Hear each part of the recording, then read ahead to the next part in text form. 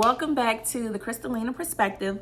On this channel, I create all different types of content, from planning, crafting, journaling, to beauty and curly hair, to nursing and lifestyle.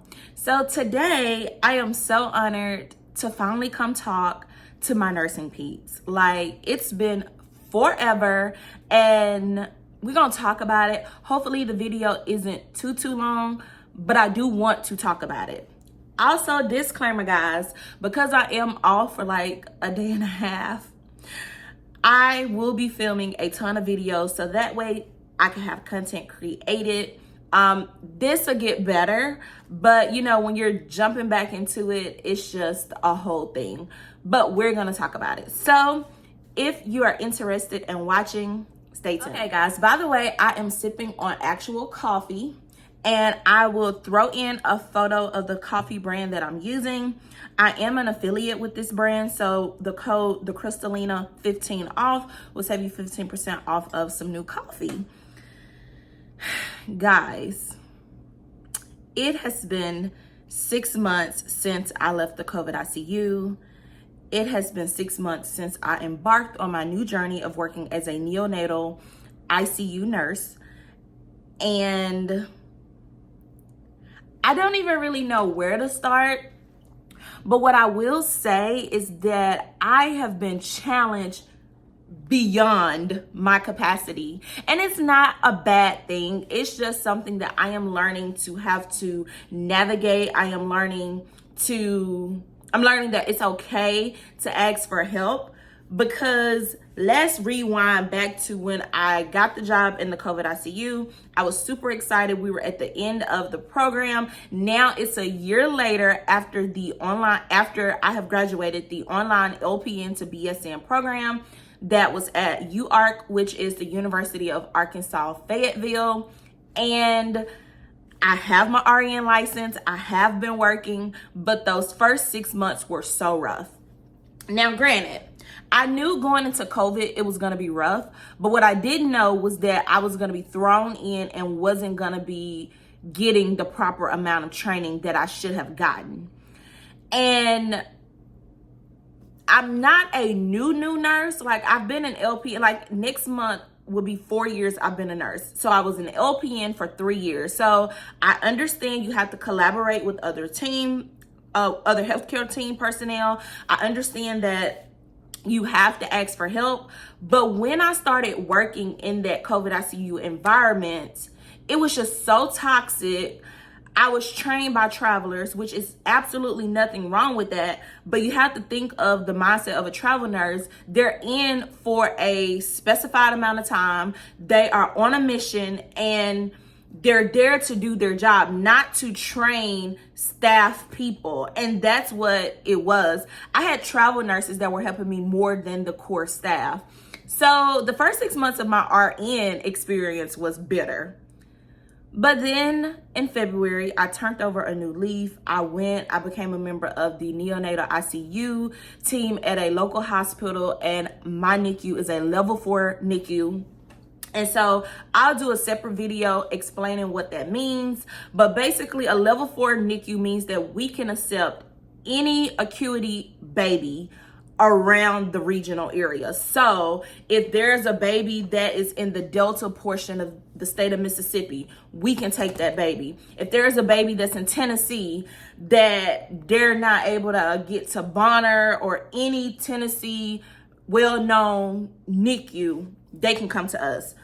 But mostly it's been a lot of babies in rural parts of Arkansas. We have had a few out of the state actually, but level 4 NICU, I mean, I'm talking the sickest of the sickest of the sickest babies, like 22, 23 weekers, babies that really shouldn't make it, but they do. So my journey in the NICU, it started, and it still is going so amazing. There are moments when I drop my self-confidence and I feel like I can't do the job. But then I look at the little eyeballs that are staring back at me that need me to help them. And why am I getting emotional? Wow. I have purpose. That's what it is. I have purpose. I didn't feel that in my COVID ICU job. When I worked in the COVID ICU, I wanted to save everybody, but yet lost everybody. So I didn't come on here to cry, guys. I didn't.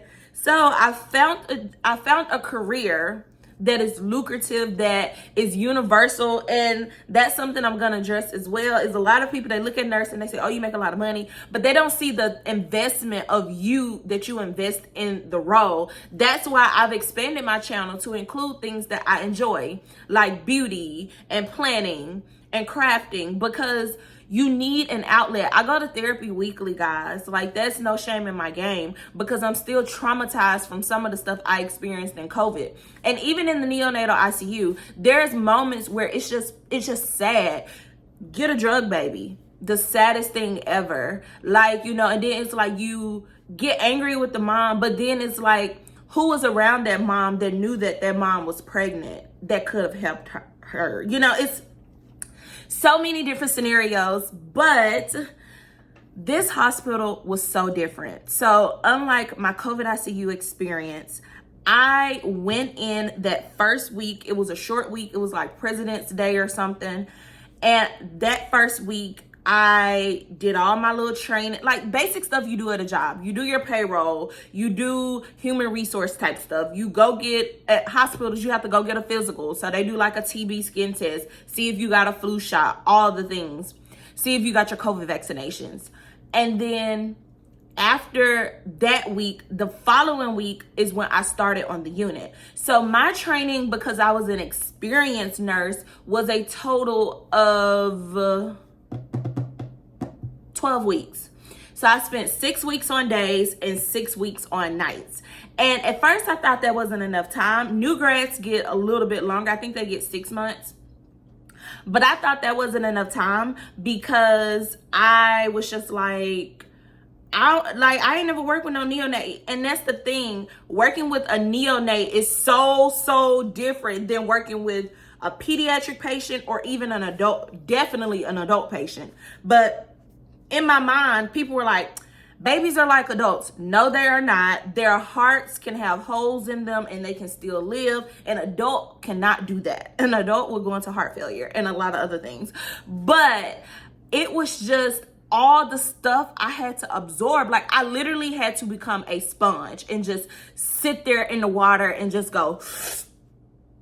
And now I'm slowly releasing bits and pieces of things that I've learned. So the first 6 weeks, like I said, I was on days. And y'all, unlike my previous job as a new registered nurse, I had a schedule. Like, I had a schedule telling me what it was I was gonna learn each week, what type of babies I would get. Like, y'all, it was just like, whoa. My first week was like a week. So my NICU has 5 areas. Let me start there. So we have an area that's called Kangaroo Pouch, Lamb's Loft, Honeybee Hive, Cubby Den, and Stork's Nest. Stork's Nest is the one area where, well, families can stay in any of the rooms as long as, you know, the doctors and stuff is fine with that and they're fine. Like mom, like one parent, as in family, one parent can stay, or one grandparent, or however the dynamics of the situation is for that particular baby.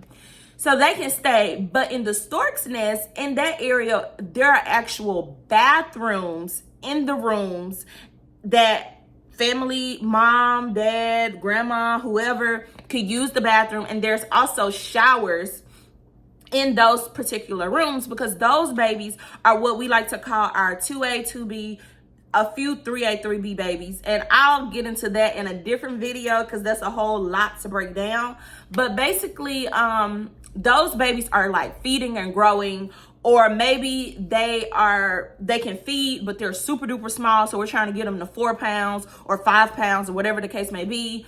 Or they may have oxygenation issues, but not too severe that'll keep them in one of the other 4 areas that I told you about. So we moved them into the Storks, and like I said, they are feeding, growing, all of the things. They get therapies from our speech and physical therapies. Like, y'all, here's the real gag. The fact that there's actual physical therapists and speech therapists out here working with babies and they get their holidays.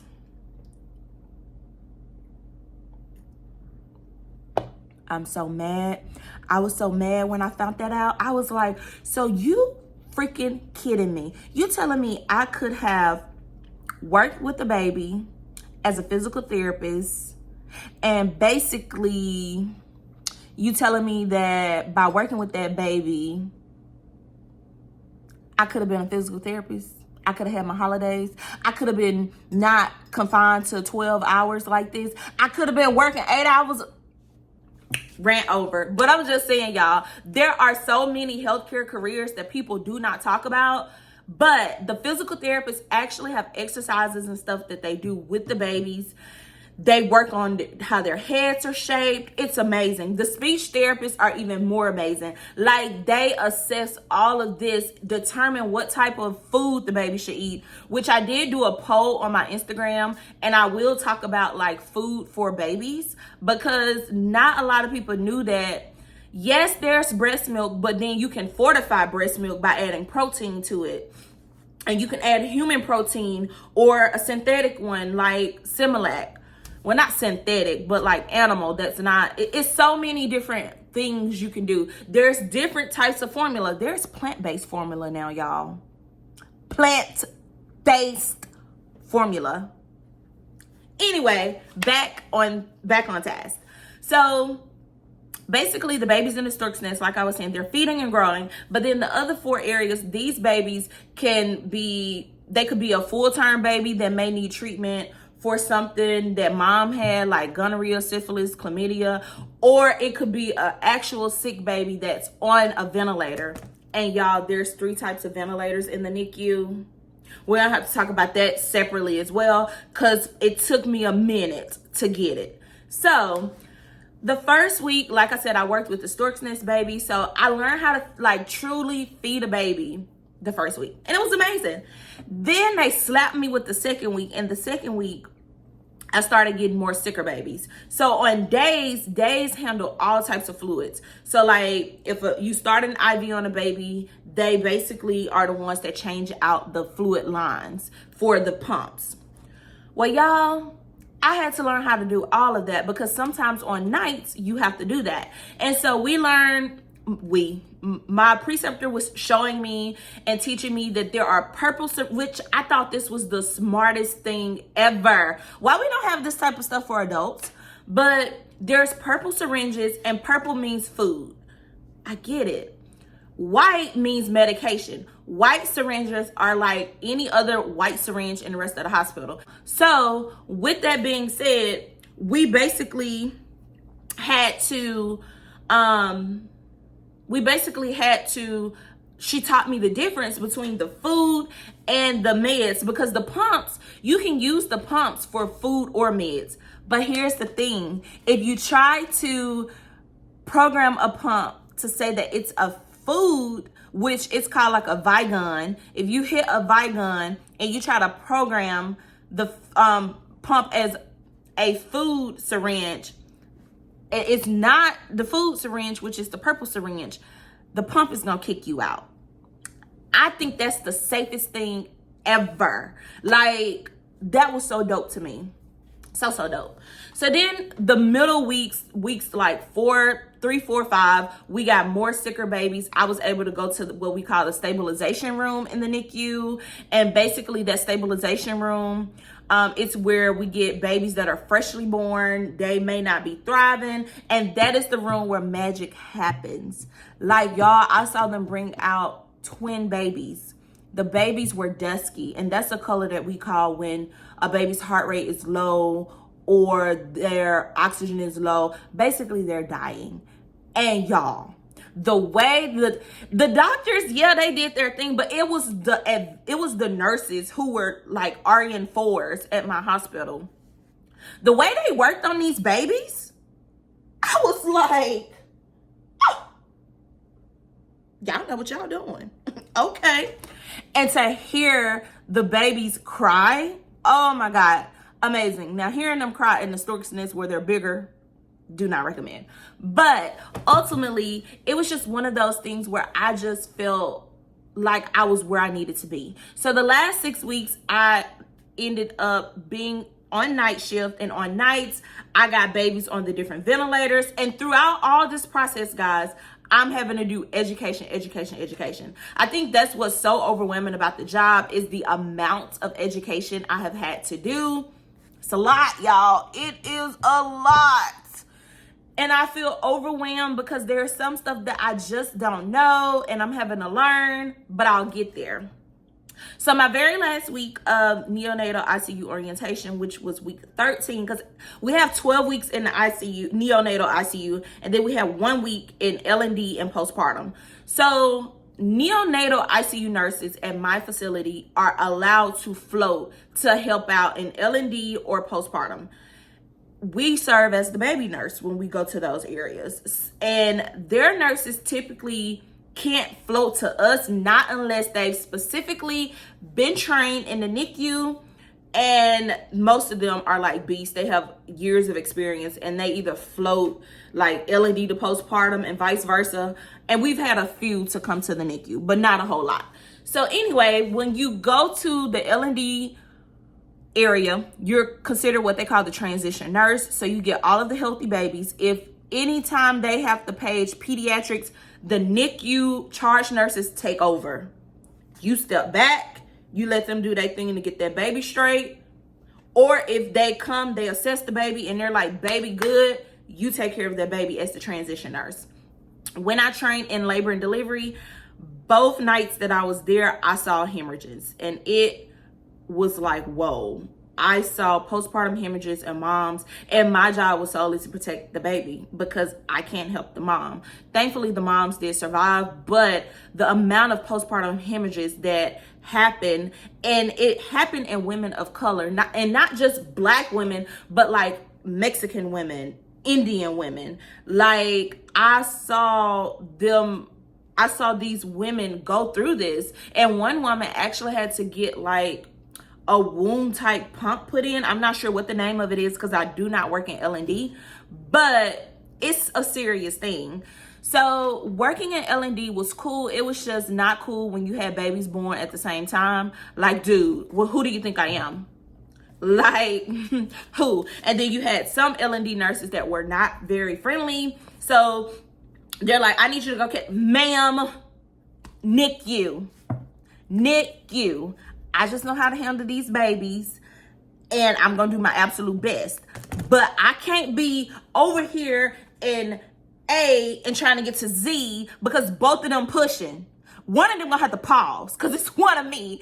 And that's how I felt very angry in L&D, because if you didn't have the right team, like that first night, I did not have the right team. And that first night, y'all, we birthed like 10 babies, no lie. Like my coworkers were Vocerium. We have the thing called Vocera. They was like calling me on the Vocera. Are you okay? Are you okay? Are you okay? No, I am not okay. Because if one more woman pop a baby out, I'm not okay. And they were not calling peds for any of these cases, guys. So it was just like, oh my God. And then one of the cases, the mom did hemorrhage. So then that kind of paused things. But on the second night was way better because I had a better team. The team was awesome that I worked with, like the nurses. And I was working with one of my teammates from the NICU who got floated to L&D because from time to time, our census does get low and babies go home or they get transported to the children's hospital. So y'all, that last week of training, it was a lot for me. Thankfully, afterwards, I ended up going to Mexico for a week with my wife, and it was just a whole nice time. But that second night in L&D, a mom came in, needed help, obviously. And so basically, the doctors paused like everybody, like delivery, like they stopped the Pitocin. That's what they did. So I was really happy that they did that because I was like, Doc, you the real OG. You see us dying. So that night we only had like, and they had multiple hemorrhages that night as well. Like one of them was really bad. So they only, like, it was only like, I'm sorry guys. It's literally, I'm gonna have to kill this gnat. Like it walked in when I walked in. It's so disrespectful. But I want to say it was 4 babies born that night. Either way it go, that was that. And then my last night of work that week was in the postpartum unit, and y'all, that ain't for me. That is not for me. As the baby nurse on the postpartum unit, sometimes you have procedures that you have to go get the babies for and bring them out for. But for the most part, you just sitting there. I ain't like it. Okay, guys, so rewinding to me getting off of orientation. Being off of orientation has been amazing, but it also has been scary, very scary. Like I said, and as you can tell in the title of the video, I've only been a neonatal ICU nurse for 6 months, but I realized that I really do love critical care. Like when I was working critical care for adults, I loved the thinking process of it. I love the getting to a solution. I love the, that solution didn't work. What do we do next? I do that a lot in the NICU because babies do things on their own terms. Perfect example, I had a baby last night, and both of them, I had 2 babies last night. Sometimes we could have an assignment as low as 1 baby, and we can have up to 4 babies. And I've had every end of the spectrum except for 1 baby. I'm not there yet, and they better not put me there yet. When you have 1 baby, that means that baby is on, and I'll post the picture, that baby is on a ventilator called an oscillator. That is one of the most, that and the jet ventilator are the 2 most, the oscillator is the most difficult ventilator for neonates because you have to keep it at a certain height. It's a weight that you have to use on it. It's a whole strategic process. And here's the thing, whereas with an adult, their ET tube is pent down in their throat, like to their trachea. Their ET tube is pent down. A baby, their ET tube is just, their ET tube, which is endotracheal tube, is just literally hanging out. Like seriously. Just hanging out. It's just free flowing, and don't let them little hands loose. Woo, child. That's stressful. I do everything with their little hands like this because I'll drop another picture. We have these little dandaroos that like kind of put them in baby jail. That's what I call them. Like, you're going to baby jail because you don't know how to act in here. And their parents always laugh at me and they're like, you have a good personality. But it's because I have to let these little people know, you may can have it your way, but I'm bigger. So we bandage their arms like this. And the minute you unbandage them, it's like they like literally all my life I had to fight. All you see is this. And it's like, stop, little baby. I call them little people. Little person, please stop. Stop. So my baby, one of the drugs, babies don't have a ton of drugs, which is one thing I do like, but the drugs they do have can be very, very, very lethal if you do not give the right dosage. So thankfully, we have to do a double nurse check. We don't have to do any calculations, praise God, but we still have to make sure that we draw up the right amount and that we are showing our nurse partner the right amount and wasting the correct amount. So this baby, I didn't have a drug where I had to draw up. It was just caffeine I had to give this baby. And we give caffeine because it helps to perk them up. Kind of like when you get caffeine. When you get caffeine, it perks you up. It energizes you. It makes you feel all of this energy. And whoa, the sun just went down. And with the caffeine, they love it because of the fact that it makes them happy. It's like adults. Caffeine makes us happy, So it's the same concept with them. So anyway, I had given my baby their caffeine and I was like, okay, we're gonna have a beautiful night. It's gonna be great. 15 bradycardic events later, and bradycardia is when the heart rate slows like super low. Baby's heart rates should not go below 100. My baby's heart rate is at 41. What are you doing, little person? So it's that type of environment that you're working in. So it's critically thinking, okay, so how can I help the doctor? What can I tell them? What can I write in my nurse's notes that can help this baby? Okay, so the baby, did the baby have any type of acid reflux? Because babies do have acid reflux. Did the baby have any issues with breathing, the baby is on oxygen. Oxygen is saturating 95 to 100. That's great. Maybe the baby need more caffeine. So it's critical thinking skills that are like that. Even with drugs and sedation, like you got a ventilator, the RT changes every single part of the ventilator, and then your baby like basically drops their heart rate and oxygen, and you have to bag the baby, and you're bagging the baby, and you're bagging and you're bagging. And I have had to do that. I have had in this 6 months 2 ventilated babies, conventional ventilators.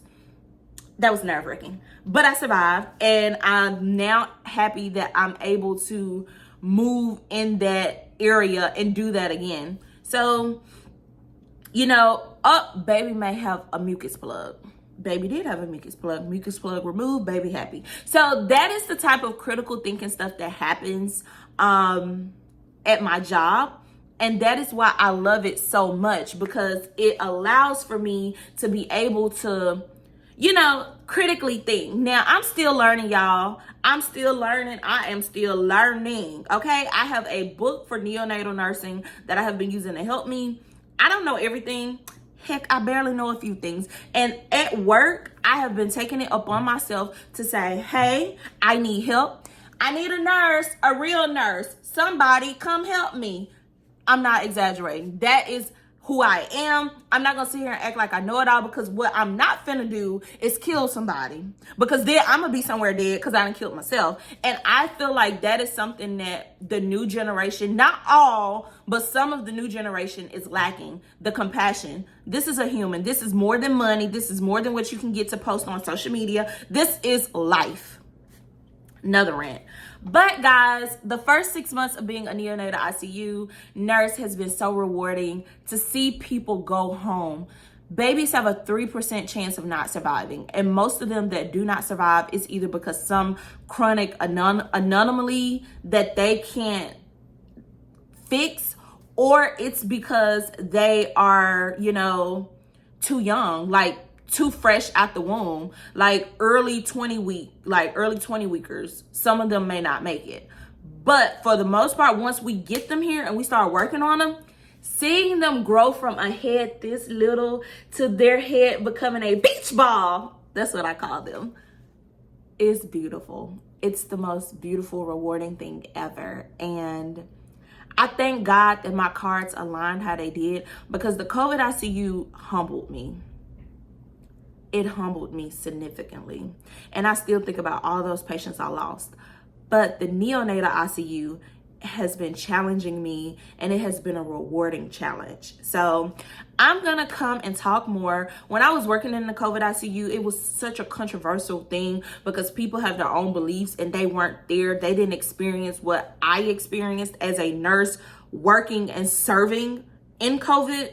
But they had all these opinions, and I just couldn't handle it. I couldn't talk about any of that on social media because it just pissed me off, just being honest, because there were people dying. It wasn't a conspiracy. Maybe at some point it was, and it was a gimmick to do something, but whatever the hell it was gimmick to do, a lot of people lost their damn lives, and they're not coming back. And holding their hands while they took their last breaths because of stupid things that happened, such as they're not able to get the antibodies, you know, because they don't have the money. Just stupid, I'm trying not to curse, but stupid crap that happened that cost so many people their lives. You know, oh, we're not going to give this group of people COVID tests, but we would.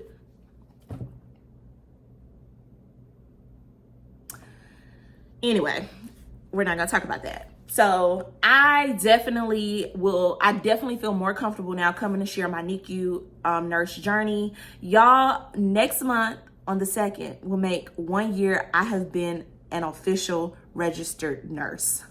What? That first year flew the freak by, okay?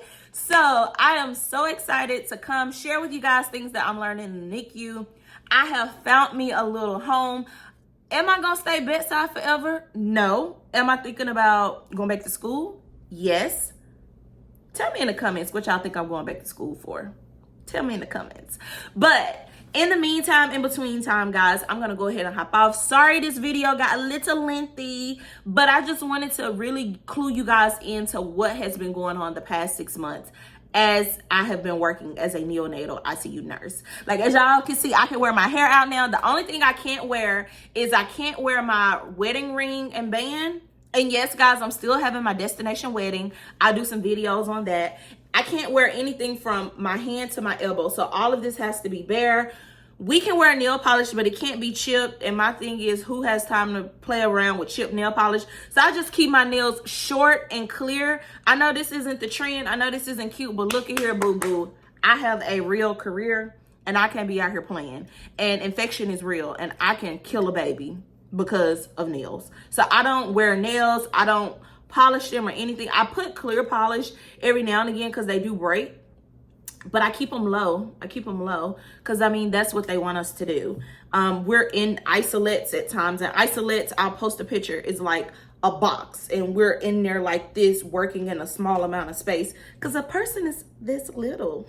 Like, they're a little person. That's why I call them little people. So anyway, guys, I'm going to go ahead and hop off. Like I said, you guys will see this t-shirt because I actually have like a few things I need to unbox.